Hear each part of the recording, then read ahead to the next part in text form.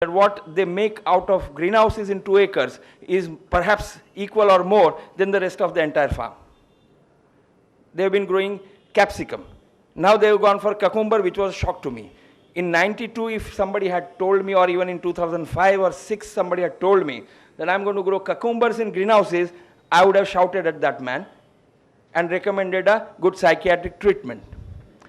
But the enterprising and innovative farmers of Gujarat and even Maharashtra or wherever it happens in India, they've experimented and they have defied and changed my ideology, because in a greenhouse, about 50 tons or 60 tons of cucumber can grow in a 3 or 4 months cycle.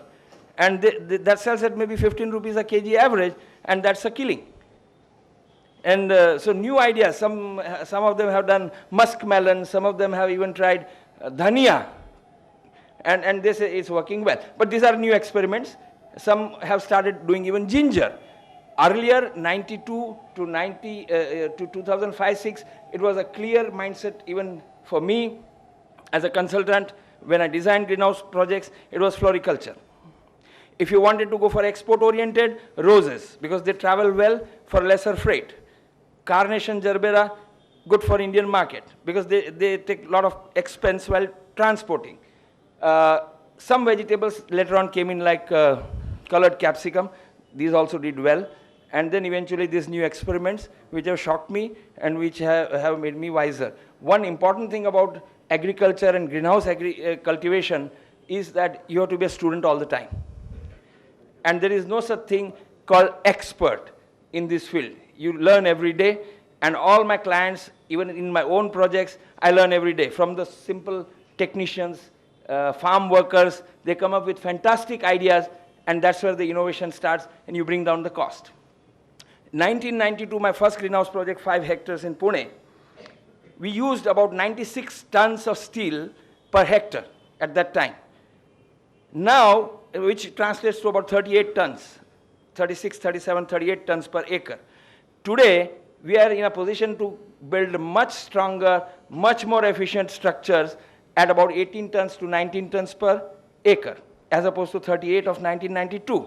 And we built greenhouses at about 560 rupees per square meter at that time.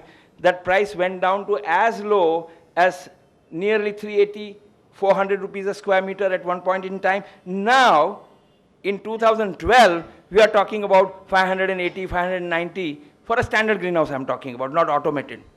So what we did in 1992 is now again matching the price band in so much of inflated economy. It's purely because of the innovations, bringing down the tonnage, making it structurally strong, and all the factors that are involved in greenhouse designing.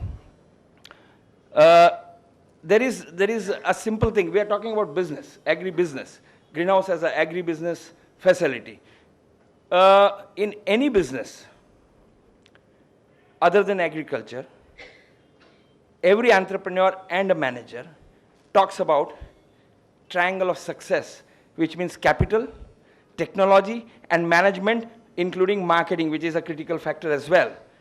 In agriculture, conventional or sustenance agriculture that we practice in South Asia, even Southeast Asia, even Africa, where we never thought agriculture to be a business proposition, as opposed to what they do in developed world. Greenhouse is like a factory. It's a farm factory. And therefore, it has to be managed also like a factory. In fact, even open field cultivation, you need to manage that farm like a factory. There has to be costing, there has to be financing, there has to be management control systems, there has to be decision-making systems. Everything has to be there. Now, some of you may ask this question that how a farmer can do all these things. Let me share with you. We have trained about 6,500 farmers in 2006-07 in Gujarat at 119 locations. I have an NGO also called Prasanna Foundation that took care of this activity. And I made a small book, handwritten, workbook, which I drafted. It was a workbook, so there were question answers, some theory, question answers, some theory, and one-day seminars, one-day workshops in the field, right under the tree, 119 locations. Believe it or not, the principles of globalization and competitive economy and need for business like agriculture sunk into the remotest farmer's mind. if you give it lucidly to them, it is definitely possible that they will also start imbibing these ideas of market linkage, market-driven, and not production-driven agriculture, other than greenhouse also. But greenhouse is an expensive facility. So there you have to be all the more cautious, and it has to be actually managed like a factory. Whenever a greenhouse comes up, most people have their attention riveted on the structure because it looks very imposing, very new, something different. You are in awe. Ah, the greenhouse structure. It's important. But to me, it should need about 20% attention. It's more about your cultivation practices, your marketing linkages, your management practices, your training of people. That's about 80%. So a lot of people say, oh, this greenhouse project didn't work. Oh, this has a problem. Problems in most cases are not structure, it's the management. It's lack of training, lack of clarity of thought. I'll give you an example. For example, when you are setting up a greenhouse in peninsular India especially, which means Rajasthan downwards, we are faced with southwest monsoon winds. About 9 months in a year, 8 to 9 months in a year, you will have southwest wind direction, including the monsoon. So your windward direction is southwest. Now when you have a greenhouse with open vents, which is a naturally vented greenhouse, you keep it in north or east, rather south or west, you are going to get wind and rain spraying into your greenhouse. Plus the wind velocity in open vent, when it gushes inside, it tends to tear your plastic or uproot your foundations as well. So it's not about fabricating a structure and putting it up in a field. It's right from the beginning, what is the shape of your farm? What is the slope? You don't want more than 2% of slope. If it is so, you can change the gradient before you put up a greenhouse. What is the drainage facility? How will you orient it? These are the questions to be asked even before putting up the first foundation stone on a greenhouse project. So I would say a lot of attention, a lot of care, and good consultants' advice. I'm not trying to market myself, but good consultants' advice is a must, or at least learn yourself by going to some training programs or experience in some farms. And eventually, you come up with the right design. There are a lot of people who say there is a standard design of greenhouse available, we'll fabricate it. Absolutely wrong. Greenhouse design can never be standardized. Certain parameters can be standardized, but it has to be location specific, because every location has a different wind regime, what we call wind diagrams. That's the normal wind movement. Every location has a freak wind history, which means the cyclonic. Pune, for instance, in October you will invariably have cyclone because 500, 600 meters above sea level. Also in April you will have a cyclonic situation every year. Now, if you don't have this history and you don't design your greenhouse to withstand these, then you're bound to fail, or you are bound to have trouble with your structure and the crop as well, because the structure houses the crops.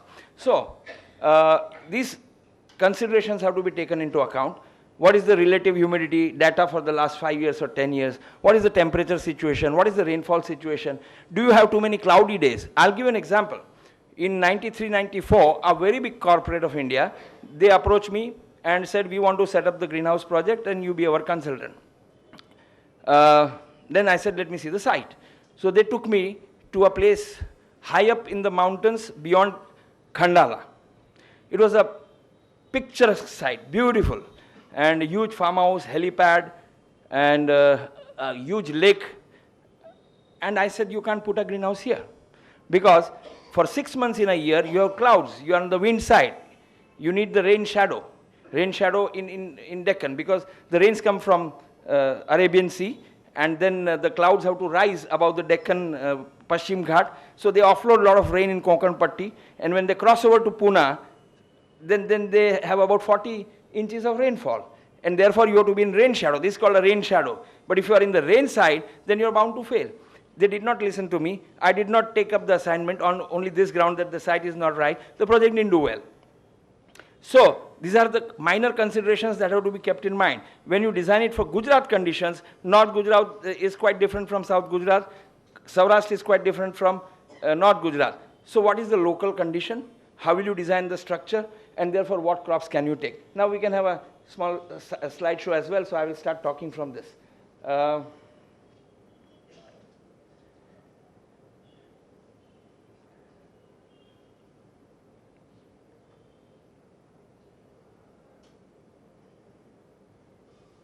Another question while he sets it, can you grow in greenhouse without having soil?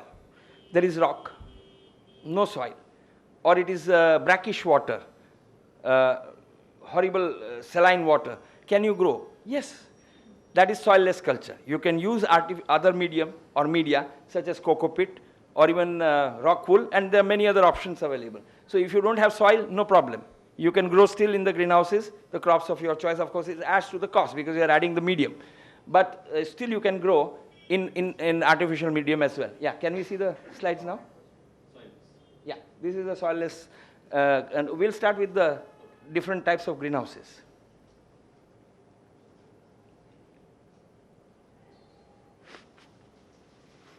Yeah, that is what you see there is a naturally vented greenhouse. As you will see, on the top there are vents like this.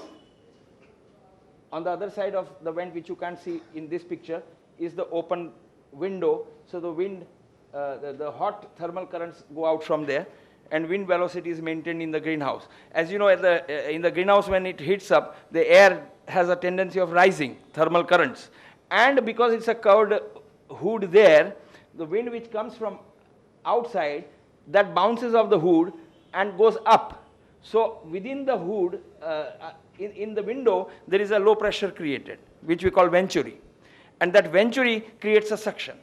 Hot air is already, loving to go up by natural law of physics. So you will create a mild wind draft, and you will try to bring the the wind velocity at 20 kilometers per hour. It might not happen exactly 20, but if it is 50 outside, you might bring it down by 5-10 kilometers. And therefore, your stomata will love it. And when the stomata is happy, your crops are very happy. Everything revolves around that small hole called stomata, which you can see only under the microscope. There are millions of them. Now, let's go back to naturally vented. Yeah. Now, in this structure, if you'll see, there are many parts. This is a steel structure, as you see in the picture. The plastic that you see, the steel structure is GI, as I said, now standardized. But you can use wood. You can use bamboo, you can use eucalyptus, it doesn't matter. But then the life has to be calculated and the precision has to be examined, whether you are okay with that. But what we see as standard commercial greenhouses now, which we do all the time, is a GI structure like this. The plastic is LDPE, 200 micron. And now variety of other features are available as the things have started developing. You have UV stabilization, your infrared stabilization, you have also anti-virus coating, and a lot of other features are added in the plastic, so it adds more and more of benefit to the greenhouse. There are gutters also on the top. The gutters carry water because huge amount of water collects there in the rains. In fact, Israel, they use all the water in underground tank, and that takes care of 6 months of their irrigation from greenhouse hoods, tops. Now, the gutters are also the walkway. If you want to do some work on the top, it should also allow you to walk. All the while we have been using GI gutters, galvanized iron gutters. Extruding that is a big job because it's about 60 meters in span. How do you make a single piece gutter?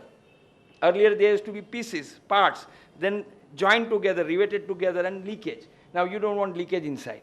Now extrusion is also possible on site itself. You can take the roll and extrude the gutters there, GI. But now one interesting innovation has come about, which we have started actually implementing in all our projects, is a plastic gutter. And believe it or not, you can walk on that.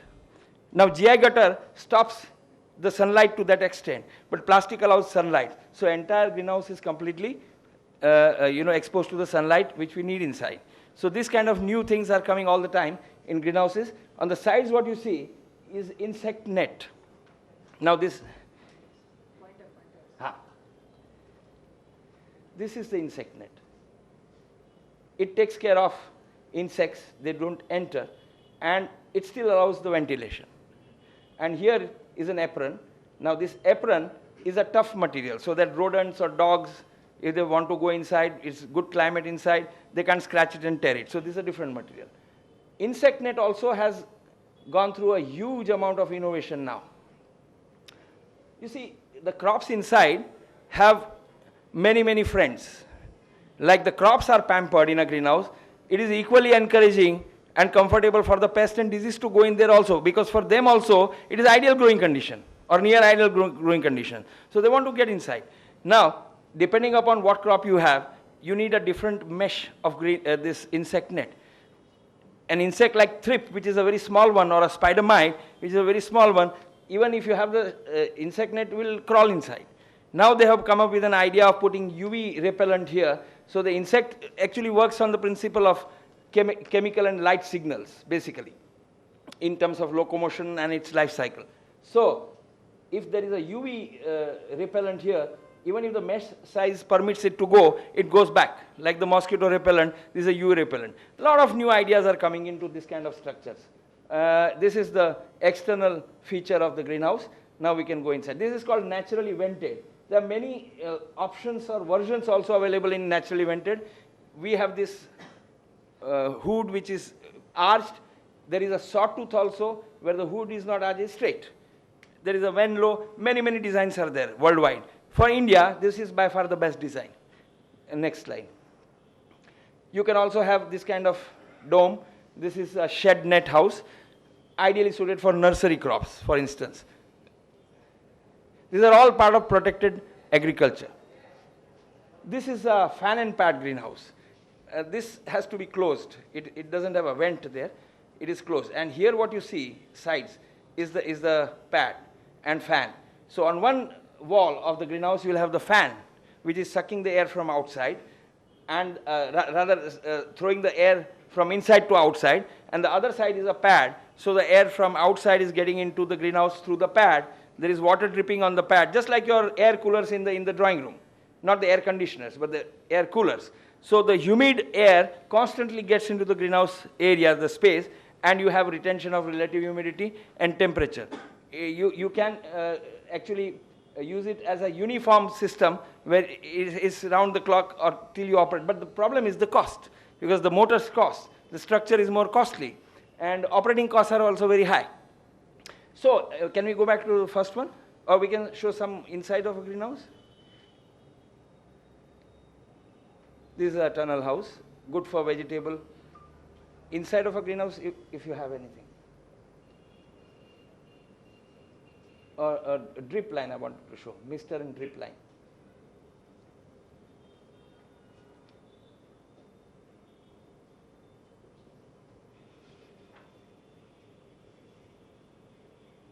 Pune, yeah, this was my first project in Pune, in making, 5 hectares. No, inside, do we have a picture of inside? Yeah, just stop there.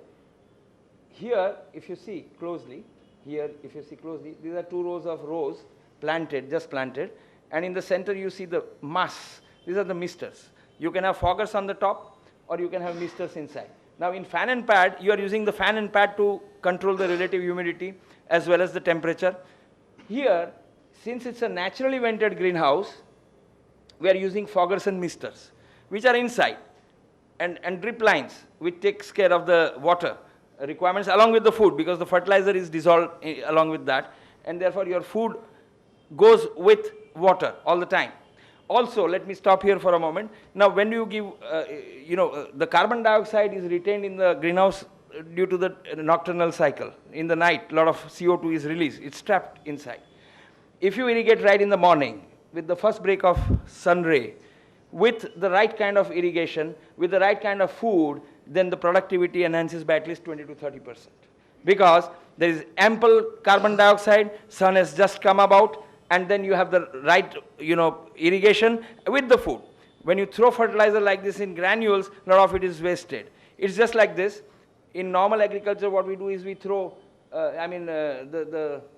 fertilizers, urea dal diya kind of a situation. For 15, 20, 30 days, you don't again give it. Now, again, urea has a tendency of losing nitrogen very quickly, so after 3 days is hardly potent dose, whatever. But here, like human beings, suppose you are given food every 15 days, and ample food, you eat to your heart's content, and you drink water, of course, in Gujarat it means drink water, to your heart's content. Can you do that? You can't. But every day, the good nutritionist actually says you must have 4 times or 5 times a day, small doses. That's good for your health. In greenhouses also, what we do is we give exact dosages of food, nitrogen, potassium, phosphorus, and microelements like zinc, copper, whatever elements. So these are administered at regular hours throughout the year, every day, when the CO2 levels are high. So plants love it, like human beings would love. It's just like us. Only thing is they belong to plant kingdom, we belong to animal kingdom, but they are as live as we are. In fact, if you be around in a greenhouse for a long time, then they actually talk to you. There are many poets who have said that plants talk to you. Believe it or not, I completely confirm that observation. Though not poetic, but scientifically. Plants do talk to you. If you have an eye and patience, and if you be there, they actually talk to you, sing songs to you. So, when you are inside, you give this kind of regular food. Another important thing, soil. I'll not go too technical. I suppose that won't be a good idea. But let me just briefly touch upon that. Soil. Soil has pH. That is the concentration of hydrogen ions. So 7 is neutral, less is acidic, more is alkaline. Now, the plant has a tendency, again, like in air, of optimum protocol for soil also, because the plants suck their food along with water through process of ion exchange and by osmotic pressure. And therefore, if your pH is out of balance, you might have fertigated and irrigated absolutely precisely to the dot. Even then, the plants are unable to take it. It's just like you have a beautiful biryani or beautiful dal or curry made in a wedding reception. It has a great aroma, you're very hungry, you rush to that, take a spoon, but the Maharaj has put excess salt. You are hungry, it's delicious, but you can't eat. Just like that, if your pH is out of balance, you can't, the plants can't have it. And therefore, the crop fails, or it becomes underproductive. Similarly, there is EC, that is electrical conductivity, also TDS, that is total dissolved solids. There is electrical current in soil due to process of ion exchange. And that also, when is out of balance, then your plants cannot take the food, even if you give it to them. So these two have to be controlled immediately and on daily basis. It's not once in a while when I went to my farmhouse for a luxury. No, it is every day, every minute, and therefore now we have automation systems where you can program your delivery of water and food along with the food that is to be given in measured quantities. Again, the life cycle of the plant decides how much of nutrient has to be delivered in terms of ideal growth requirements. Phosphorus basically is responsible for rooting. So when young plants are planted, you are talking about rooting. You want higher rooting, and therefore it must be heavy on phosphorus, daily dosage, somewhere in the middle for your nitrogen, because shooting is equally important, but potassium is not required, which is more about the structure of fruiting and flowering. But when the plant is established, now you are looking at the vegetative growth regime, then nitrogen is very important. But if you give more nitrogen, they will become so soft and so pliable that a lot of disease will come in. So how much of nitrogen to be given for good growth? And then when it comes to flowering and fruiting stage, you have to be more focused on the potassium. Equally important, of course, is fresh roots and shoots. So these are the things, like I'll just share with you.